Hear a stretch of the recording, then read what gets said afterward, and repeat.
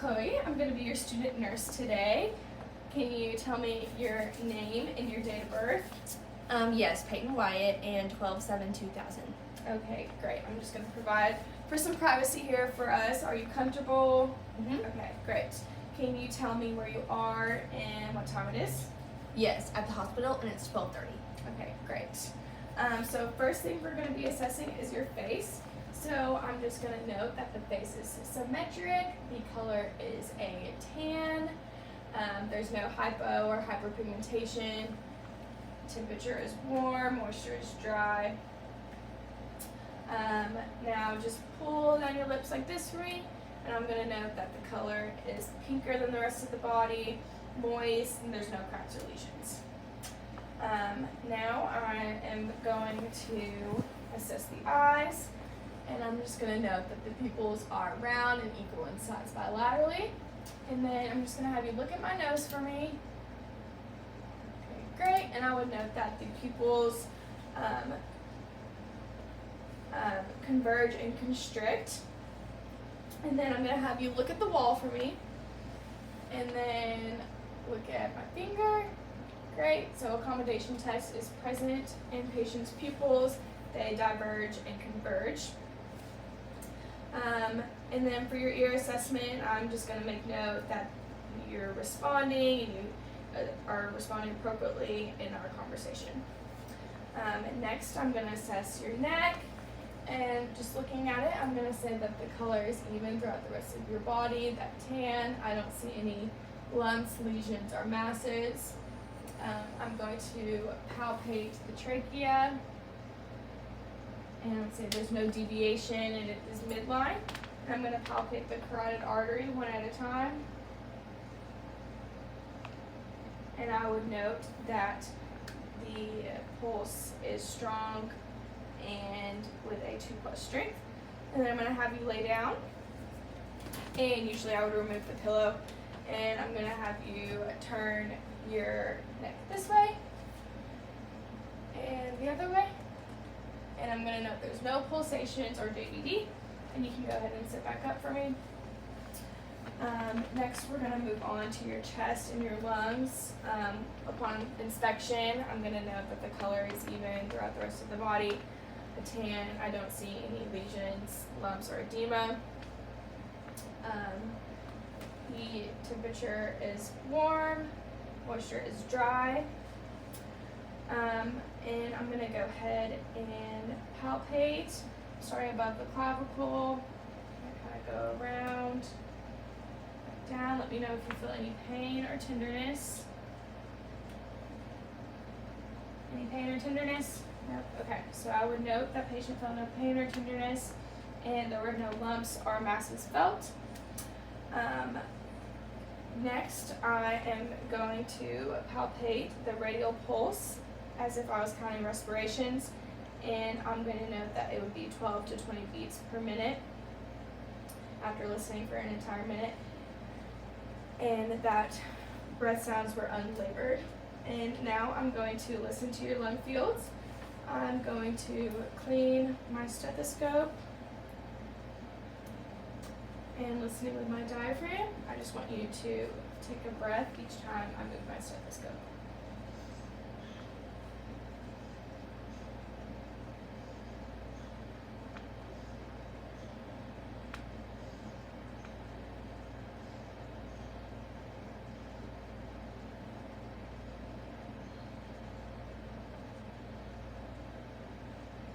Okay, go ahead and lift your arm up for me. I'm going to listen to your lateral fields. Breathe in and out.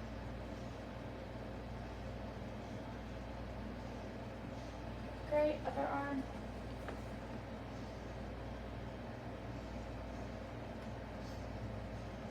Okay, great. I would note that no adventitious sounds were heard, and breathing was unlabored and even. And if you'll turn around for me, I'm going to assess the posterior chest. So upon inspection, I'm going to note that the color is even throughout, and I don't see any lesions, lumps, no discoloration. The posterior chest is symmetrical with an elliptical shape. our the anterior chest has an elliptical shape, but the posterior chest has that symmetric downward shape of the ribs. So I'm going to go ahead, clean my stethoscope again, and I'm going to listen to your lung fields. Okay, just breathe in and out each time I move the stethoscope.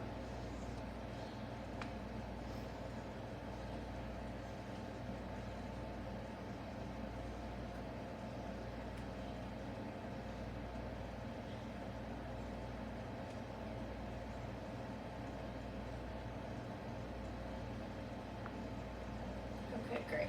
I would note that there were no adventitious sounds and the lung fields are clear. And now I'm going to percuss at the costovertebral angle at the 12th rib. Just let me know if you feel any pain or tenderness. Any pain or tenderness? No. Okay, great. So I would note that no pain or tenderness felt at the costovertebral angle. You can go ahead and turn back around for me. Now we're going to move on to your heart. And I'm going to go ahead and percuss at the apex, the base, the left sternal border, and I'm going to note that I didn't see a heave or feel a throw. And I'm going to go ahead and clean my stethoscope again. And I'm going to listen to the apical impulse in the 5th intercostal space, medial to the midclavicular line. And I'm going to listen for an entire minute, and I would hear 60 to 100 beats per minute, and I heard a short, gentle tap. Now I'm going to listen to the rest of your areas of your heart. So I'm going to clean my stethoscope again, and I'm going to start at the aortic area in the 2nd intercostal space to the right. And then right across to the left in the 2nd intercostal space, the pulmonic. And in the 3rd intercostal space underneath on the left, Erb's point.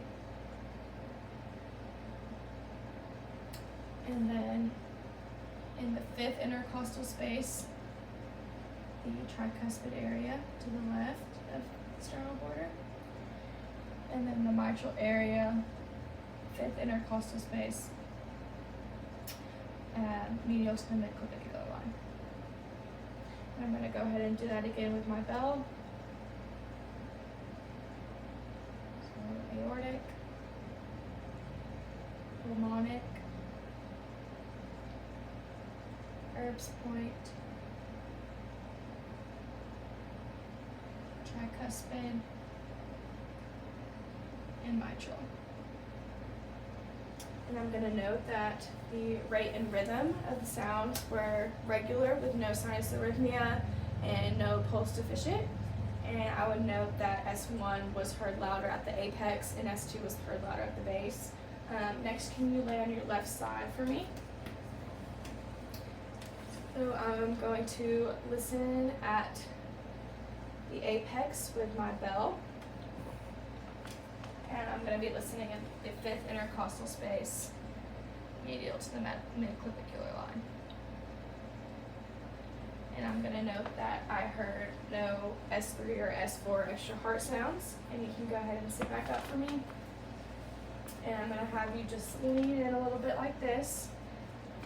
And then listening with clean my stethoscope, listening with my diaphragm.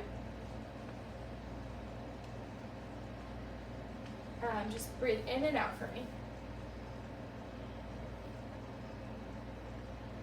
Okay, so no diastolic murmur was heard.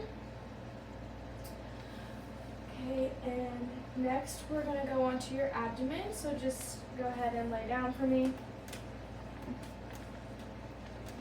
Okay. Upon inspection, the abdomen is an even color throughout the rest of the body, tan color. There are no pulsations or lesions present. I'm going to check the shape. And the shape is flat of the abdomen. And then I'm going to inspect the umbilicus, and I would note that it is midline, inverted, there's no discoloration, And then go ahead and lift your head up a little bit for me. Okay, so there is no hernia present. Now I'm going to clean my stethoscope again. And I'm going to listen to all 4 quadrants.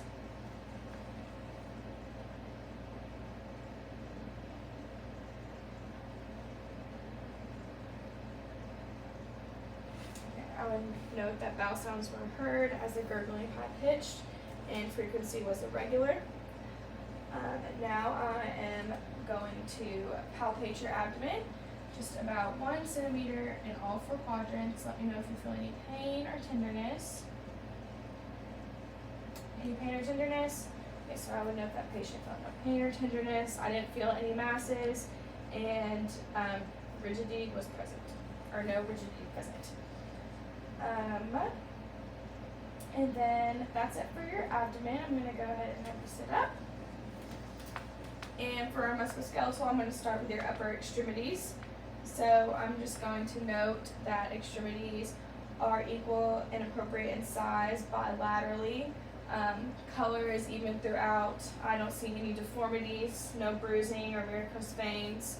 I don't see any lesions or masses.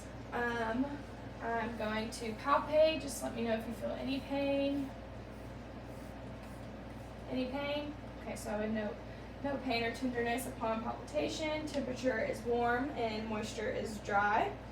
I'm going to go ahead and inspect the fingernails. I'm going to note that the size is appropriate. There's no clubbing present. Consistency is strong and smooth. And capillary refill is in 1 second. Next, I'm going to assess your brachial pulse. And I would note that the rate and rhythm was regular with the 2+ strength. And then I'm going to palpate the radial pulse, and the rate and rhythm was regular with a 2+ strength. And as well as for respirations, I'm going to palpate here, and I should hear about 12 to 20 respirations per minute. Okay, and next we are going to test your range of motion of your elbows. So go ahead and do this for me. And then pronation and supination. Okay, great. So I would note that patient had full range of motion and had no pain, tenderness, or crepitation upon pronating, flexing, and extending their elbows. So now I'm going to go ahead and test the muscle strength of your elbow. So go ahead and try to flex for me, okay, and extend. And the other one.